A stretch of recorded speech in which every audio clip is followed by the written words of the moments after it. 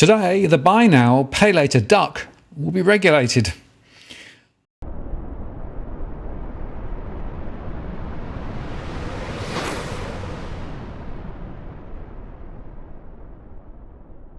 Hello again, it's Martin North from Digital Finance Analytics. Welcome to this post covering finance and property news with a distinctively Australian flavour.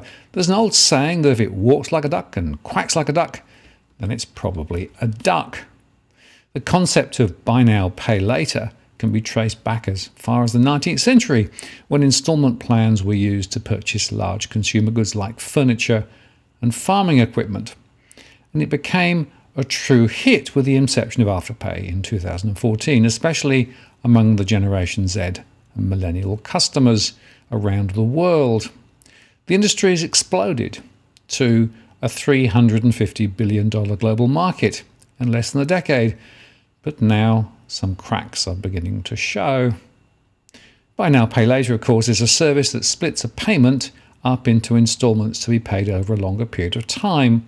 And it's the latest point-of-sale financing that's available to consumers. It's a short-term line of credit offered to consumers at the point of sale, allowing consumers to make purchases with little or no money up front and pay off the balance over a number of installments.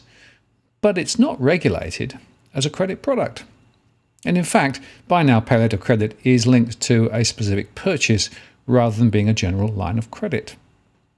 Buy now, pay later has experienced incredible new user growth of 300% or so a year since 2018, as well as expanding market penetration. And the surge in use of buy now, pay later services was also driven by online shopping growth during the COVID-19 pandemic.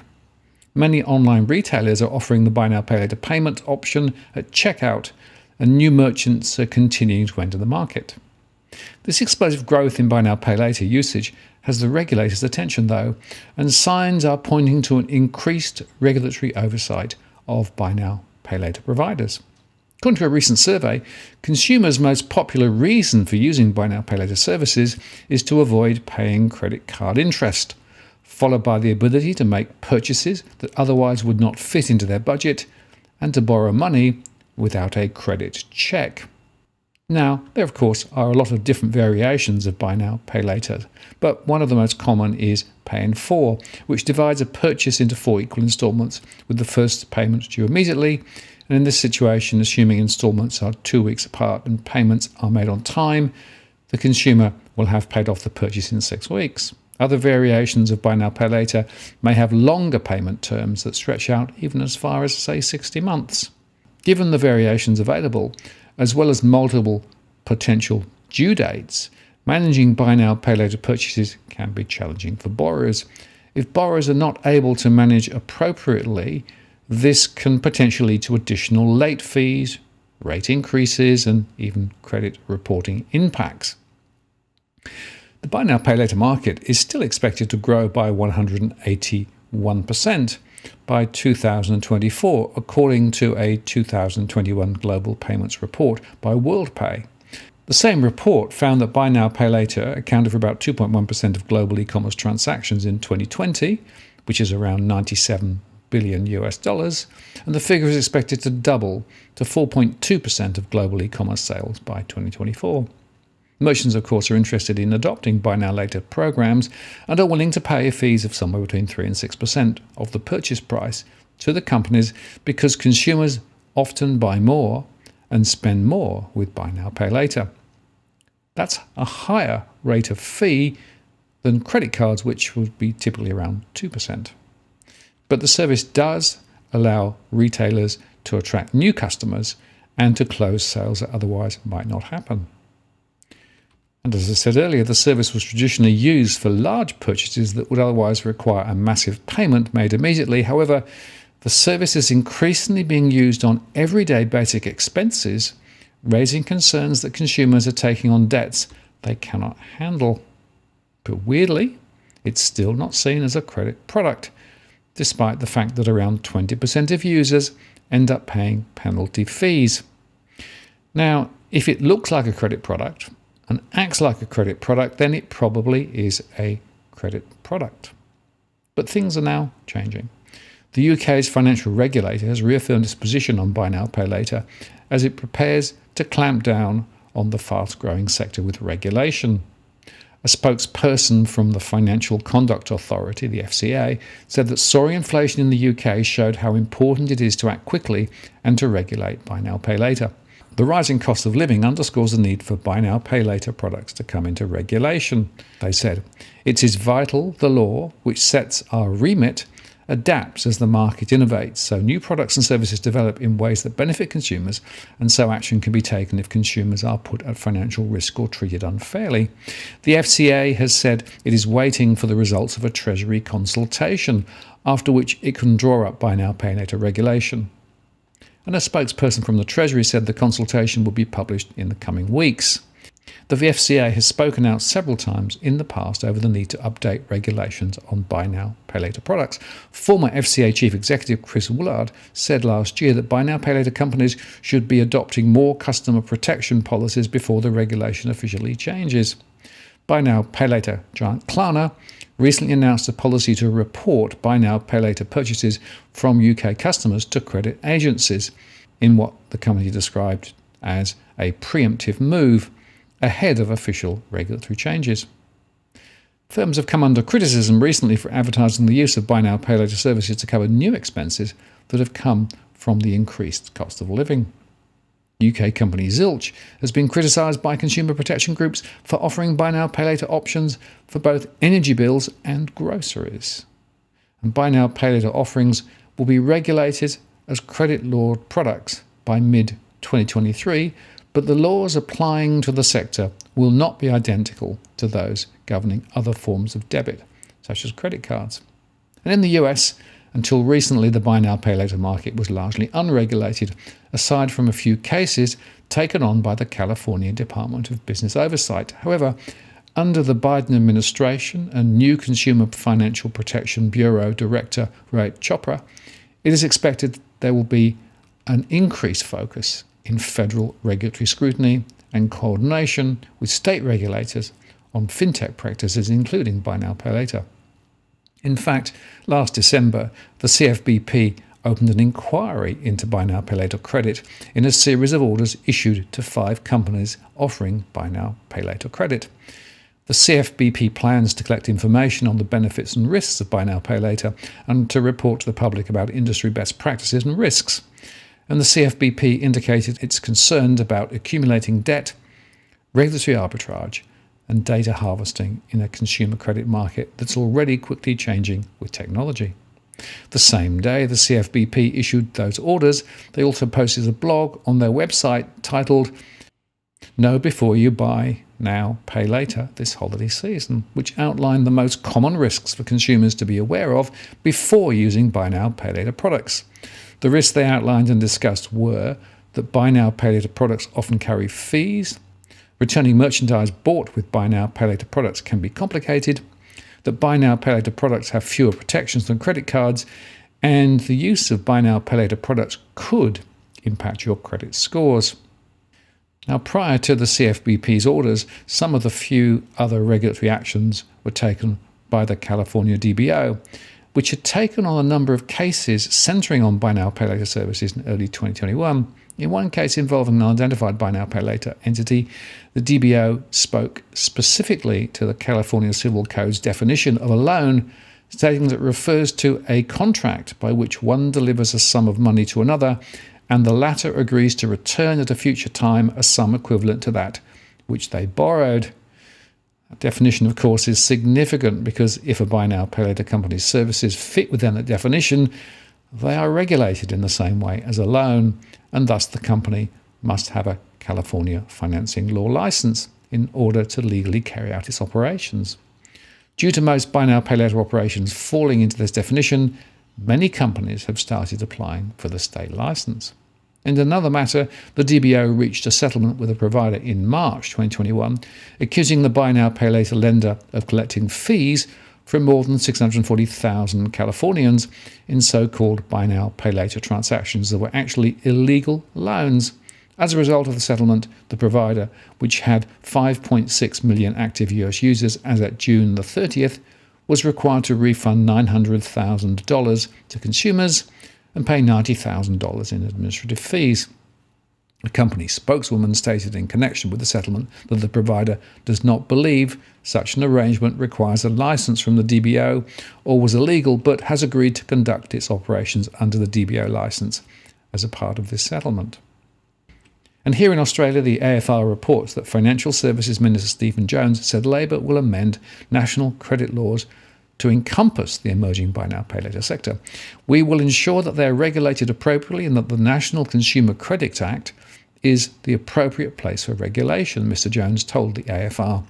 I don't think we should be still talking about this issue next year, he said. Financial products offered by companies such as Afterpay and Zip now fall outside the legal definition of credit, as they don't charge interest and have short repayment cycles. Financial Counselling Australia has been leading a push for tougher regulation for buy now, pay later action, alongside the Consumer Action Law Centre, Financial Rights Legal Centre and other advocacy groups.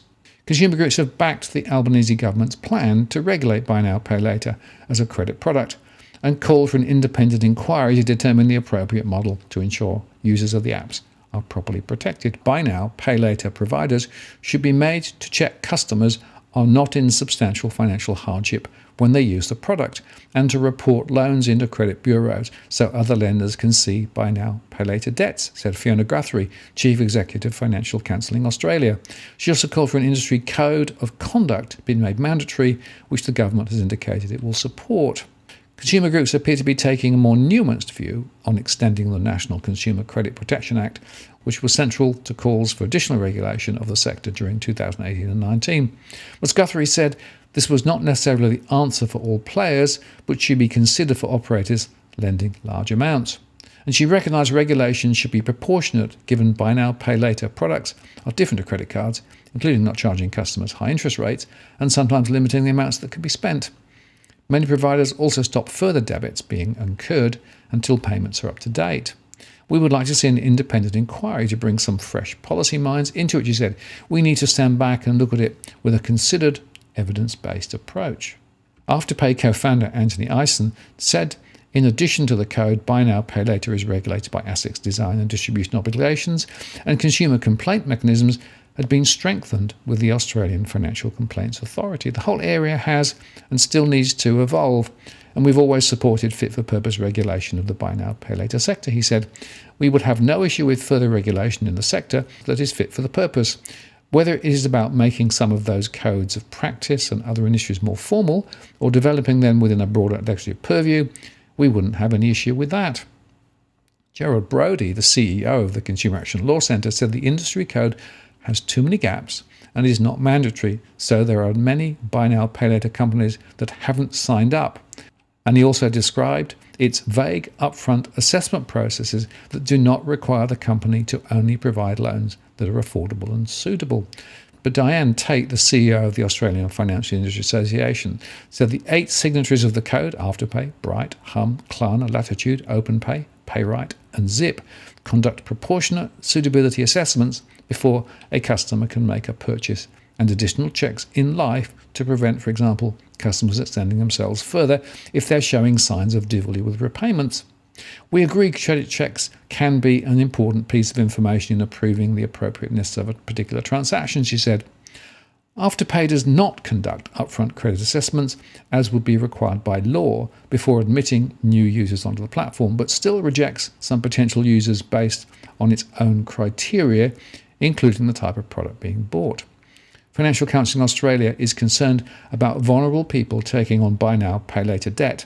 It said 84% of the 248 counsellors who participated in the survey published last December reported that more than half of their clients had buy now, pay later debt, compared to 31% a year earlier. Many are prioritising buy now, pay later repayments over other essential expenses, including food and rent, to ensure buy now, pay later accounts were kept open. And counsel said it was too easy to access buy now, pay later products, and some users were getting overcommitted with multiple buy now, pay later accounts. But for many users, there are elements introduced by a model that fits customer needs and brings out benefits, Mr. Eisen said. Regulation under existing laws are not some panacea to prevent consumer harm, he added.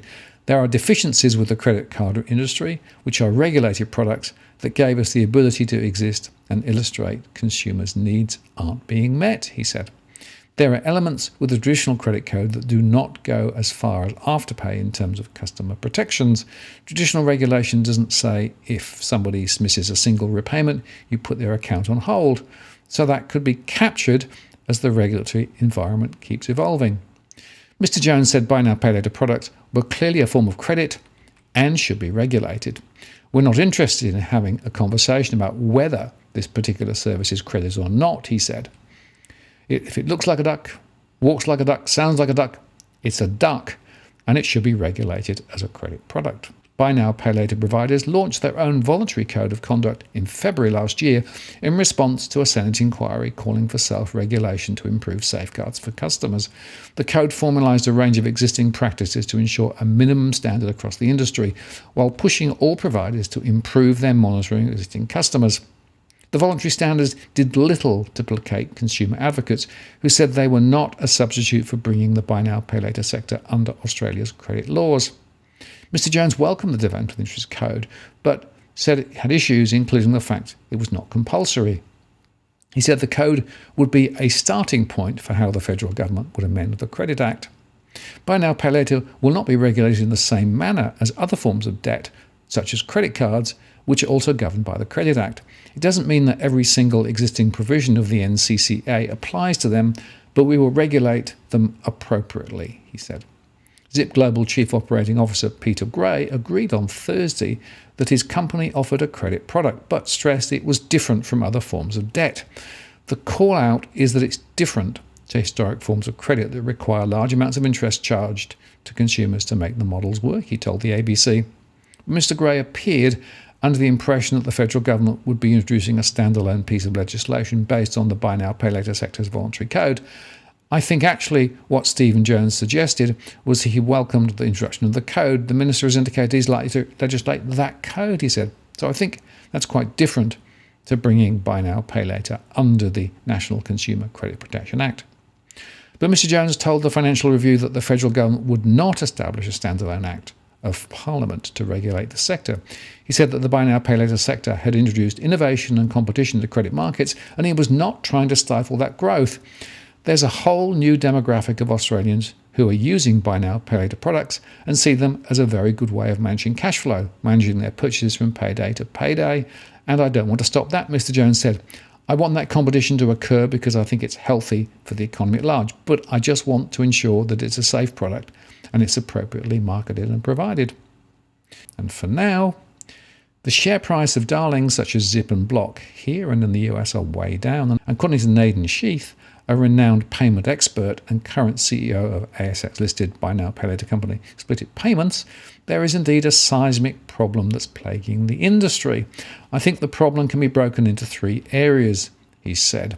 The number one problem is that because the primary focus of buy now, pay later is to offer pay in 4 or maybe pay in 6, it's attracting subprime consumers. And trying to underwrite subprime consumers in real time is very difficult.